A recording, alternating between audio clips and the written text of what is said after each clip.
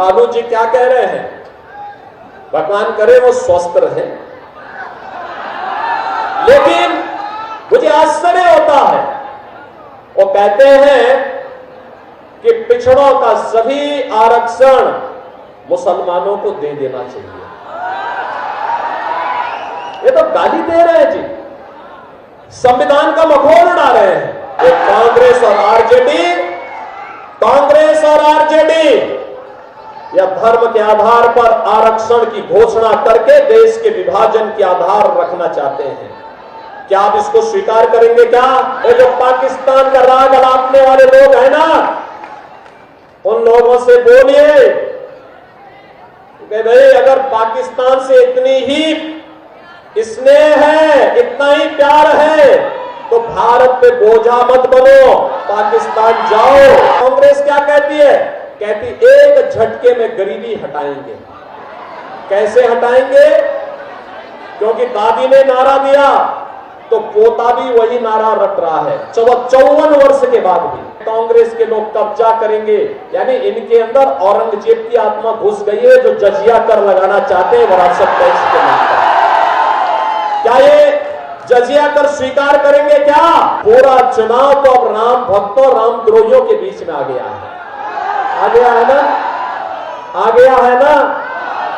ये कांग्रेस भी और आरजेडी भी देश के लिए एक समस्या बन चुकी है, और इस समस्या से जितनी जल्दी बिहार मुक्ति पाले। देखो यूपी ने तो उस समस्या का समाधान कर दिया है।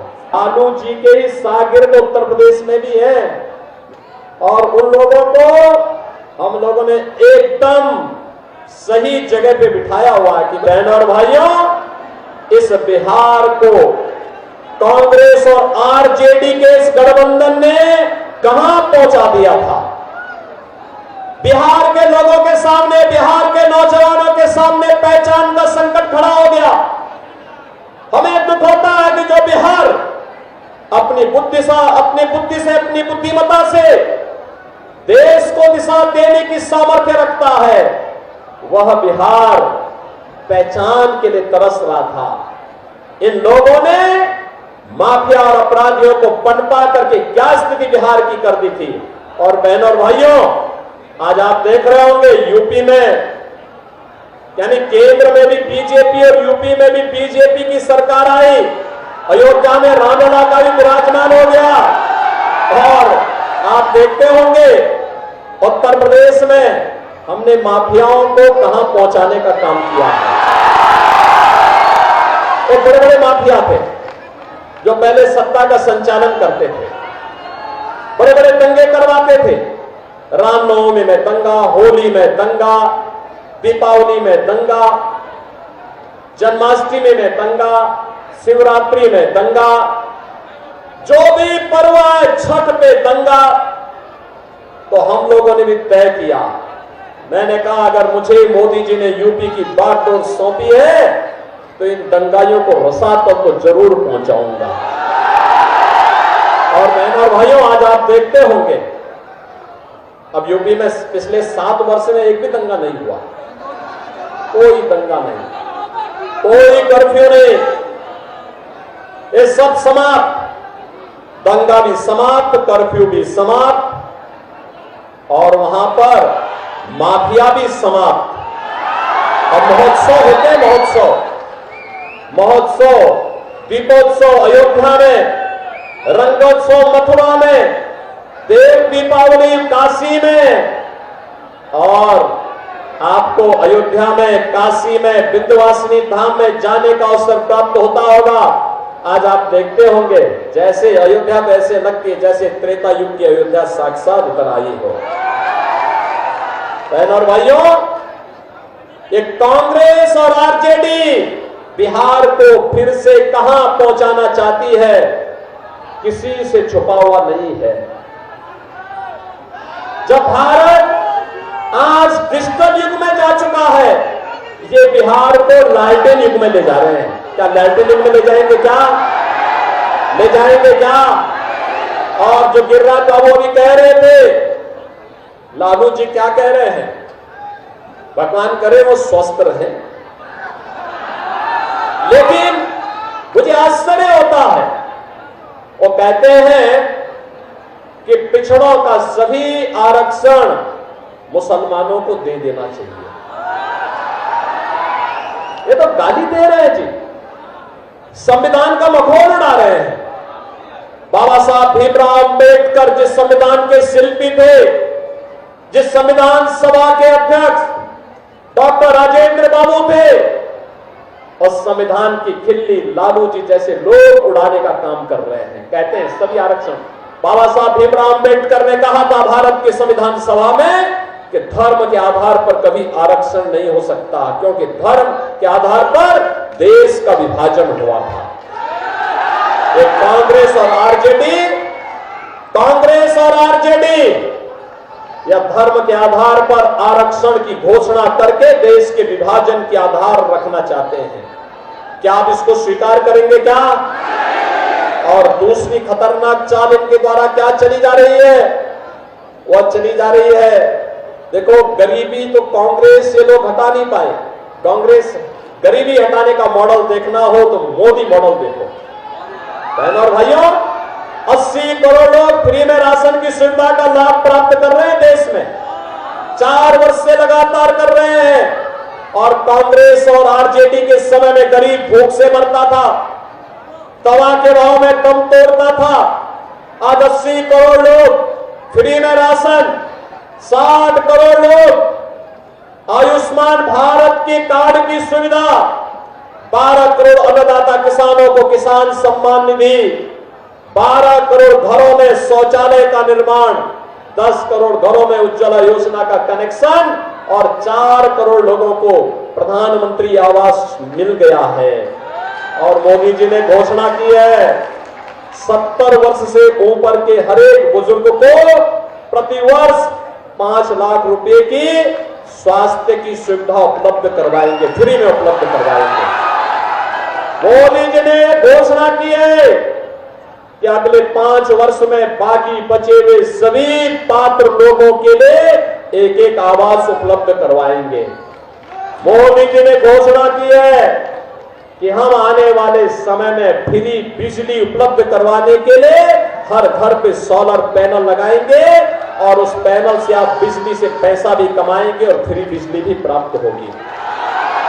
बहनों और भाइयों, जितनी पाकिस्तान की आबादी नहीं, यानी जितनी पाकिस्तान की आबादी है उससे ज्यादा लोगों को भारत में 10 वर्ष में गरीबी रेखा से उभार करके एक खुशहाल जीवन जीने की ओर अग्रसर किया है। ये जो पाकिस्तान का राग अलापने वाले लोग हैं ना, उन लोगों से बोलिए कि भाई अगर पाकिस्तान से इतनी ही स्नेह है, इतना ही प्यार है, तो भारत पे बोझा मत बनो, पाकिस्तान जाओ। इनको भी गली मोहल्लों में जाकर के कटोरा लेकर के भीख मांगना पड़ेगा। देख रहे हो 1 किलो गेहूं के लिए वहां क्या छीना झपटी हो रही है। ये तो पाकिस्तान के हाल है। और बहनों और भाइयों, भारत है अपने लोगों को सब सुविधाएं उपलब्ध करा रहा है। ये मोदी जी का मॉडल है। लेकिन इनका मॉडल क्या है? इनका मॉडल क्या है? कांग्रेस क्या कहती है? कहती एक झटके में गरीबी हटाएंगे। कैसे हटाएंगे? क्योंकि दादी ने नारा दिया तो पोता भी वही नारा रट रहा है 54 वर्ष के बाद भी। 1970 में श्रीमती इंदिरा गांधी ने गरीबी हटाओ का नारा दिया था, आज पोता भी वही कह रहा है। जब एक पत्रकार ने पूछा कैसे हटाएंगे, कहा एक झटके में हटा देंगे। कहा कैसे? उसने कहा वेल्थ सर्वे, वेल्थ इमरजेंसी, ये सर्वे कराएंगे संपत्ति का।